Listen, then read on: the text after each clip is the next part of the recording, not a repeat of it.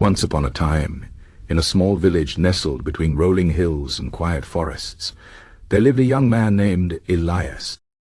Elias was known for his big dreams, but also for his struggles in making them real. He often spoke of traveling the world, writing books, and building a house by the river. But year after year, nothing changed. He remained in the same place, working the same job, feeling stuck. One evening, as he sat by the fire, his grandfather, a wise old man who had seen much of life, asked him a simple question.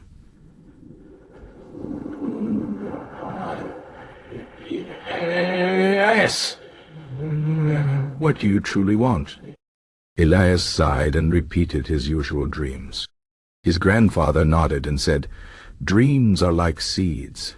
Without planting, watering, and care, they will never grow." This simple conversation marked the beginning of Elias's journey to learn how to set goals that actually work. He realized that dreaming was not enough. He needed a plan. So he decided to seek guidance from a philosopher who lived in a nearby town, a man named Marcus, who was known for his deep understanding of human nature and the art of living well. Marcus welcomed Elias and listened patiently as the young man shared his frustrations. Marcus explained that setting goals was not just about wanting something. It was about understanding why you wanted it and how to make it happen. He told Elias that the first step was clarity. "A vague dream will always remain a dream," Marcus said. "You must define it clearly." Elias thought about his desire to travel. Instead of saying, "I want to see the world," he asked himself, "where exactly? What places called to him?" After reflection, he decided his first journey would be to the mountains in the north, where ancient ruins stood. Next, Marcus taught Elias about the importance of small steps. "A journey of 1,000 miles begins with a single step," he said. Elias had always been overwhelmed by the idea of traveling because it seemed too big. But Marcus showed him how to break it down. First, he needed to save money. Then, he needed to learn about the place. Finally, he needed to plan the trip. Each of these steps could be broken down further. Saving money meant setting aside a little each week. Learning about the place meant reading books or talking to travelers.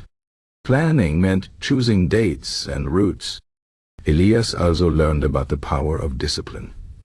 Marcus told him that motivation comes and goes, but discipline is what keeps you moving forward.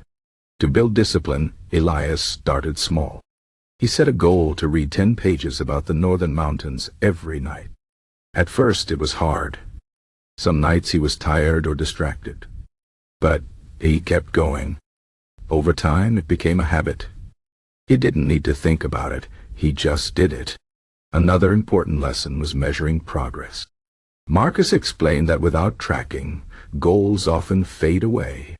Elias began keeping a simple journal. He wrote down what he did each day toward his goals. Some days the entries were small. Saved a few coins today. Other days they were bigger. Bought a map of the northern route.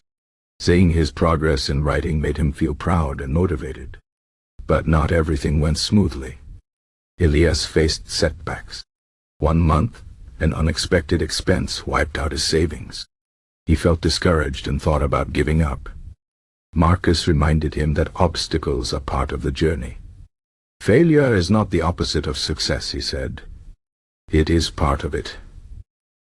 Elias learned to adjust his plans without abandoning them. He cut back on other expenses to rebuild his savings. He realized that persistence mattered more than perfection. As time passed, Elias noticed something remarkable. The small steps he had taken were adding up. His savings grew. His knowledge of the mountains deepened. His plans became clearer. One morning, he woke up with a strange but wonderful feeling. His dream was no longer just a dream. It was becoming real.